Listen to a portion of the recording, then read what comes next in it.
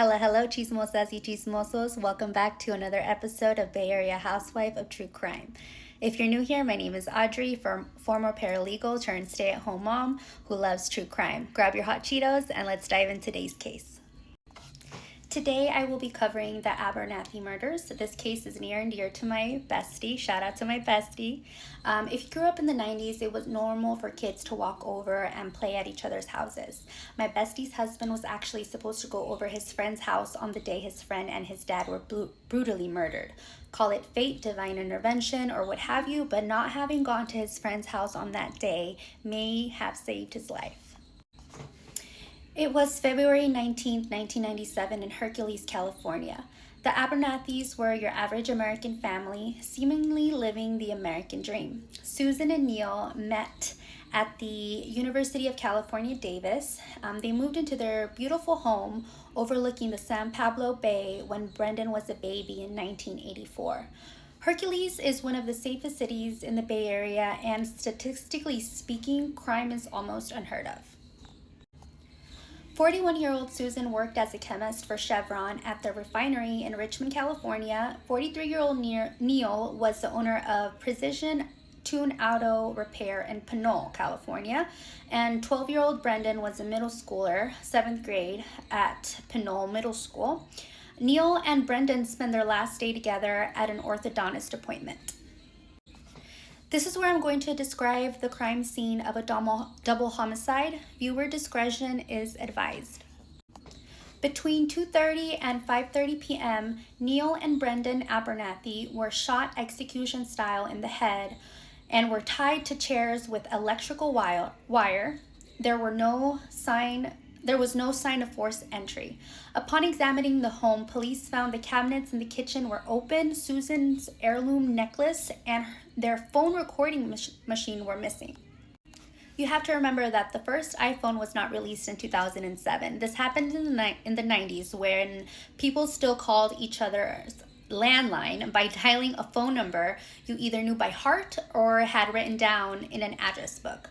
You had to have a recorder attached to your landline phone where someone could leave you a voicemail. You had to physically play back and hear when you were back home. At 5:47 p.m., Susan arrived home from work to find her son and husband dead on their living room carpet. She tried using her home's landline to call 911, but the phone was dead, so she rushed over to her neighbors, a husband and wife, house, asking him to call police because her husband and son were dead. While waiting for police to arrive, the neighbor's husband was frantic as a double homicide had just occurred next door. In contrast, the neighbor's wife recalls Susan explain in a calm manner that she was expecting a friend for dinner and needed to make a phone call. She overheard the following phone call where she said, "Hi Craig, this is Susan. I have to cancel dinner tonight. Brendan and Neil are dead. I have to go to the hospital later, and sorry about dinner." A November 3rd, 1997 SF Gate article written by Susan Espinosa Solis stated the following. Police still cannot explain to Abernathy why somebody entered her home on the afternoon of February 19th and killed her husband, Neil, and son, Brendan.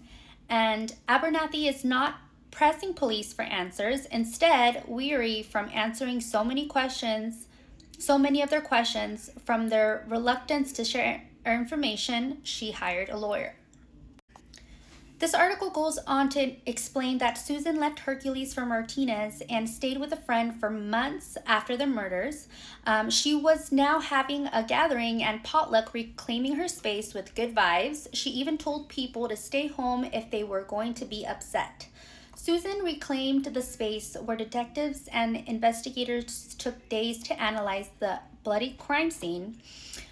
Wood flooring replaced the carpet, fresh paint was on the walls, and a new security system was installed. Although police have never said she was a suspect, they do believe she may unknowingly hold clues as to why someone wanted her husband and son dead, which I found odd, as the Hercules Police Department's website to this day has a $50,000 reward sponsored by Chevron to be paid to individuals with information leading to the arrest of whoever was responsible for the death of Neil Abernathy and 12-year-old Brendan. In the same SF Gate article, Susan complains about how police were calling her every 2 or 3 days, so she hired a criminal lawyer because she wasn't able to focus on her job and life. Another SF Gate article written by Bay Area legend Henry Lee on February 19, 2000 states Susan strongly believes the murders were random, done by home intruders, while police allude to believing Susan may have unwittingly known who was responsible for the murders. Catherine Casey, an author with the Washington Post, released an article on April 27, 2002. In it, she mentions Paul Holes, who is a retired sheriff with the Contra Costa County, where he served for 24 years. Paul explains that although he helped catch the Golden State Killer, to this day, he thinks about his first murder investigation, the Abernathy murders of Hercules, California. Paul Holes released a book titled Unmasked in 2022, where there is a chapter on the Abernathy case that describes the young Paul working his first homicide case. Paul reveals that Neil and Brendan Abernathy were found lying in their pool of blood on the living room floor. The killer had bound them with electrical wires before executing them by shooting them in the head. The killer had leashed Brendan to his dad Neil. This served as an anchor to hold Brendan in place and prevent him from getting away. On the night after the killings, Susan and her parents had dinner at the Flanagans. Tina Flanagan said Susan's mother boasted about how proud she was of her daughter Susan for being so strong and ready to move on with her life. That weekend, during a potluck, she thanked everyone for their support, announcing she would be returning to her maiden name and had plans to renovate the house as soon as the police solved the crime so she could move back in. 3 weeks after the murders, an anonymous letter was sent to the Antioch Police Department that read, "Regarding the Abernathy shooting in February, there are no tears from Susan over her dead son and husband, and a large insurance policy with a new man waiting in the wings. Wait and see. Signed, someone who knows." The police later analyzed the letter, and the only thing they were able to determine that it was written by a female. The 4th of July after the murders, Susan introduced her new man to neighborhood friends at a block party. His name is Kent Truscott, and just 2 years after the murders, they were married. They live in the same house Susan shared with Neil and Brandon, the same house where Brandon and Neil were killed. What I find interesting is that Kent, Susan, and Neil were all friends, having met and hung out in their shared alma mater of UC Davis.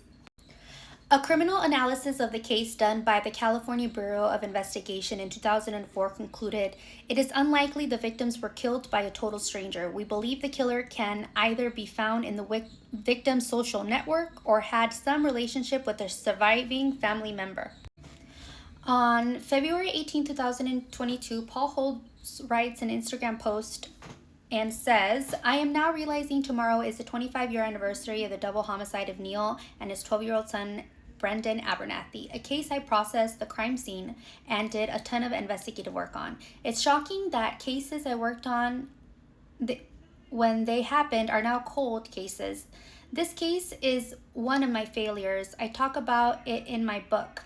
In this case, I know there are people out there who know what happened. Time to come forward. Come on." Brendan would be 37 today. His life was stolen, and his father's last moments, knowing his son had just been killed while Brendan was lying on top of him. My God, the guilt, you must have been keeping this secret. And we're gonna have to do a part 2 on this. So see you in the next video.